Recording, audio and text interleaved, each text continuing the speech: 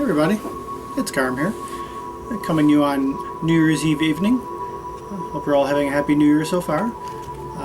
Just got off work myself a little while ago, so it's nice, have the rest of the day off.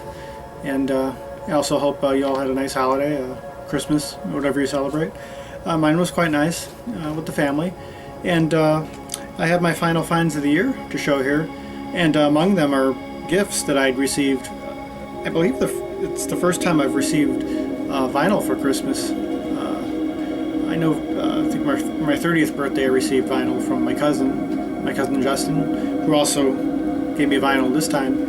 And so I'll start right in with the gifts. This first one here was actually given, my dad and I work at the same place, though in different areas, different departments. And one of his coworkers, who's in his department, gave the record to him to give to me as a gift. And well, it's the first one I've ever had in my collection, a Rod Stewart. Every Picture Tells a Story from 1971. You know, I think everyone knows Rod Stewart, of course, at least by name, and has heard his voice at some time or another. I know I remember in the 80s he had some hits, and even back then, but you know, I was more familiar with the 80s ones. And yeah, of course, very distinctive voice.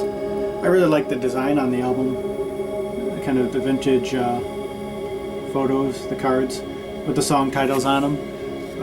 That's All Right Mama, Maggie May, Reason to Believe. So yeah, I guess this would probably be as good an introduction to his music as anything else. I think this is the first thing I've ever had, and it was pretty pleasant. I mean, it's not what I normally would pick up for myself, but I mean, it's it's pretty good nonetheless. So thank you, Liza, if you're watching. It's much appreciated. So it's another way of broadening the horizons in a different direction towards stuff that most people other than myself are more versed in. And these next couple were from my cousin Justin. Said he got these on the strength of the covers, which really appealed to him. I think it was from Half Price Books, which I know is a favorite of many of us. Alley Cat by Bent Fabric, who I was not familiar with. This goes out to all the crazy cat people in the VC. We all know who we are. The best way I could describe this is sort of kind of piano bar jazz. Somewhere between that and the kind of music you might hear, I don't know, maybe even like in a hotel lobby or something, just something to lend to the ambiance for tourists. But it's pretty fun. It's fun stuff. It just has that kind of mood to it. Yeah, you could definitely, or even like so like the piano bar, people maybe aren't really paying as much attention, but it's just there for the background. But it's pretty neat stuff. Now this next one he got for me was something I'd actually been thinking about getting. Kevin Eubanks, The Heat of Heat. I'm sure many of you know him as, I think he was the leader of the Tonight Show band for some time. Yeah, excellent guitar player. It was from 1987 on GRP.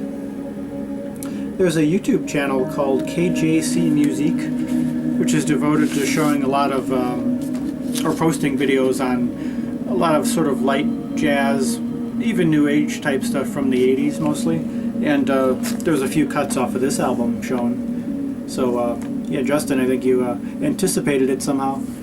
See Patrice Rushen's on keyboards there. Ron Carter on bass. George Benson co-produced the album. There he is pictured with Kevin here. So yeah, really nice album. Nice, diverse. Yeah, kind of a light jazz fusion. There's also some acoustic cuts. Nice blend of acoustic and electric. And yeah, I'd recommend it if you see it around. It's a nice, Kevin has great chops, and I think this was pretty early in his career too. So thanks once again, both cousin Justin and Liza. Great stuff here. And now on to the recent finds. Went to Reckless Records, which I've mentioned before about a week ago, or so ago, and Consequence by Conrad Schnitzler. It's a collaboration from 1980, reissue here on 180 gram vinyl. collaboration with Wolf Sequentia. His real name is Wolfgang Seidel. Probably something closer to almost like you could say like synth pop or electro pop. But of course, being Konrad Schnitzler, it's going to be pretty fun and off the wall. Definitely, highly individual. Here's the notes here, both in English and German. Really nice album. I mean, if you're curious about Schnitzler, and I'm coming from a more pop-oriented approach or thinking, this would be probably a good entryway into his music, which sometimes can be a little foreboding and quite challenging. But I was really happy to find this, pretty decent price. This one here, actually, I got off a recommendation of Joe Robertson, where he showed it in a video, and when I saw some of the names on here, I thought I have to order this. In fact, as soon as his video was done, I ordered it right away. Music from the 21st century, and you see some of the names on here. You've got Steve Roach, Don Preston, Michael Garrison, Richard Bermer, some of my all-time favorites. And this is early pieces, most of which didn't appear on a regular album, from 1982. Actually, all of side one, or most of side one, is Tangerine Dream's Tangram, which is always nice to hear. But just an incredible album, great compilation of this, and especially hearing early Steve Roach. Did a piece called Caravan. Just the early analog roots of his music. So this is excellent. If you love that late 70s, early 80s synth stuff, kind of Berlin-inspired space music, this is, got to get this. And this cover is just really neat. Very powerful, kind of quirky image. So very enjoyable. This next one, my brother Chris, JC68, showed this in a video. I think this is the last one he showed in one of his recent Vine videos, and right away I ordered it as soon as I was done watching. And he knows how much I love this stuff. Recurring Dreams by Matthew Young. Very minimalist, electronic. And Chris was describing somewhere between Eno and Cluster, and maybe someone else, and yeah, you can't hear the influences there. It's from 1981, reissued on Drag CD. Plays synthesizers, piano, guitars, tape recorders. Yeah, just very beautiful, evocative stuff. That old analog. Just totally up my alley. I think Chris has an original copy, which as I said, he indicates that's usually what he prefers. But yeah, thanks, Chris. I mean, this is just right. And this next one here, I think there's a couple here that I know I've seen fellow VCers show. Mad Music. There's hardly any information on about this album. It says here actually that the little sticker that came with it. Another mysterious private press LP has been unearthed by Drag City. Mostly unknown album from the Boston area. Has a 60s and 70s early TV soundtrack vibe. Mostly piano-based music. It's kind of a chamber-ish, somewhat new age, like meditative.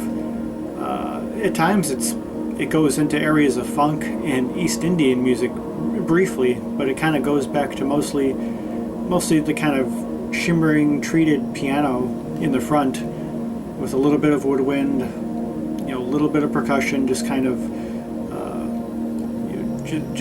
reverberating around it, but the piano is really at the center. So there's not much as far as the cover. It makes me think of Popol Vuh at times, from around the period. This is from '77, so yeah, kind of what Popol Vuh was doing at the time. But really enjoyable. I think Fred, Big Star 1000, showed this, if I recall. So yeah, thanks Fred for that recommendation. If it was you, it was really nice stuff. And I think I had seen it in the racks before, and I don't know why I passed on it, but this time I thought I better get it while it's there. So it's quite nice. Now this next one I actually used to have on CD, or I may still, but I haven't seen it in a while. The October Suite. Steve Kuhn on piano and composed and conducted by Gary McFarland. Very nice, another kind of chamberish jazz. Another one kind of reminds me of kind of like a 60s TV show, maybe like a, almost like one of the crime shows. But, it has that kind of quirkiness. I believe it's from 66 or 67, but very enjoyable. I mean, hearing early Steve Kuhn, it was excellent, very distinctive piano phrasing. And the composer, who I hadn't been that familiar with, I would definitely recommend if you like, that kind of thing. It's kind of music from that period. So very nice. Just a few more here. This one was really happy to find this really cheap and didn't even know it existed. I guess this could be almost called Jimmy Giuffre and Friends.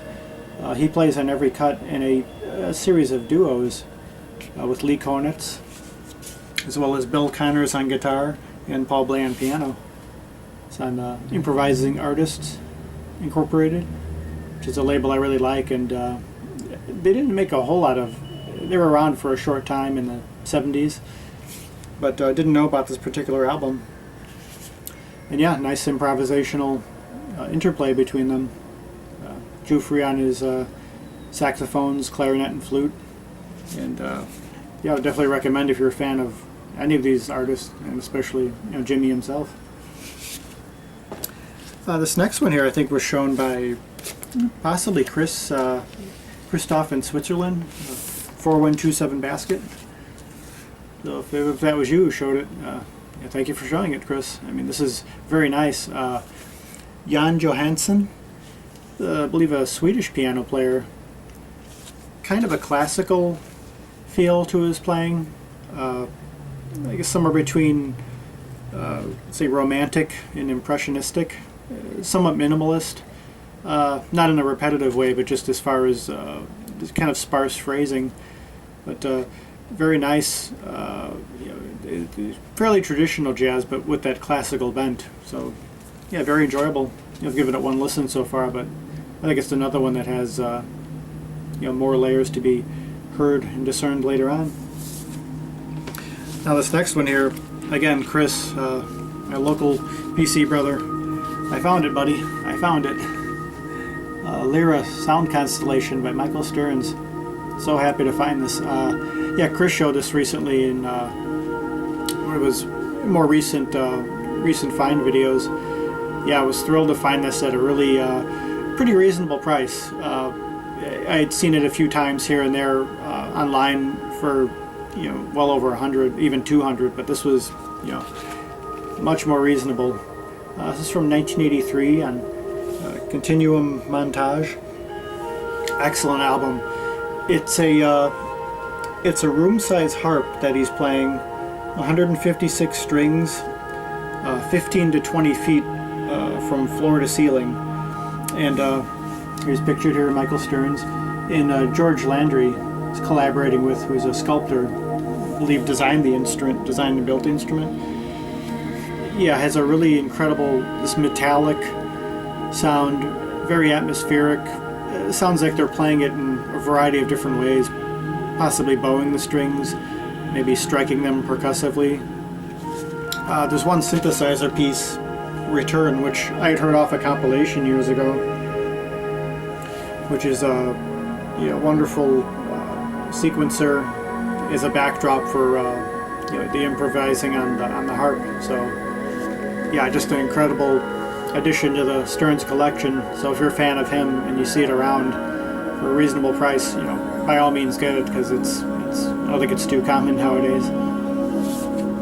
And finally here, I didn't realize I've made about 50 videos now, and a little over a year of making the videos.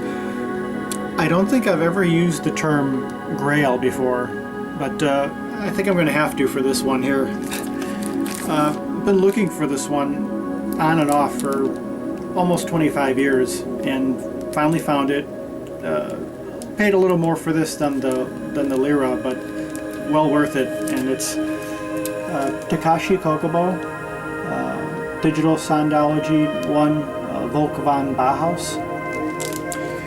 I heard this in the summer of 1990 on Musical Star Streams, which I've mentioned quite a few times before. This piece, Before Your Dream, I heard it way back then and said, I got to find this one day. I mean, I was 14 years old at the time, and it struck me very powerfully then, and it still does. Listening, I have it on tape, that show on tape, and I finally got it, and it's an incredible album. It's very digital. It's from 1985. There's Fairlight CMI, PPG Wave 2.3, Yamaha DX7, but for digital, it's very for digital synthesis, it's very organic, very minimalist. He kind of establishes a pattern and stays with it. It doesn't vary much at all. The key stays the same. It's all, and then he goes on to the next piece, and the next piece. It kind of works. The whole album kind of works that way. But yeah, just wonderful. It's on a label called Tranquility, which I think it may be the original too. So, which is even, it's really thrilling. And of course, you have the Obi strip here. But yeah, just I'd say this is probably the find of the year, at least online. And well, I mean, like I said, 24 and a half years, and I'll say 40 some bucks later. I mean, more than well worth it. So yeah, excellent. So yeah, those are the final finds of the year. And in the background, I just got this in the mail today, and I'm hearing this for the first time. John Siri, Daystar. Yeah, it just came out, I believe, earlier this year. Yeah, I think it was earlier this year this came out. I think it's part of a trilogy, the second in a part of a trilogy, like a sci-fi theme. It's a great planetarium composer. It's been around since, I think, the mid-'80s. Yeah, if you love space music, synthesized space music, he's one of the old masters. So, excellent stuff. So yeah, that'll do it for this time. Yeah, like I said, finally could really use the word grail here. I think the lyra to some extent is a grail, but this, the Takashi Kokobo is definitely, long time in the wanting. So yeah, I hope you're all well. I hope you have a great New Year's, happy, healthy, safe, and just look forward to more from all of you. I have a lot of stuff planned, which again, I don't want to say what it'll be, because when you say what you're going to do, you try to hold yourself to it, and you never quite do, or at least I don't. I have a hard time with that. But I know I just want to do more variety in general, and from time to time show stuff outside of music, just share more of my interest in general. So again, hope you're all well. A happy New Year, and peace, love, and joy. Till next time.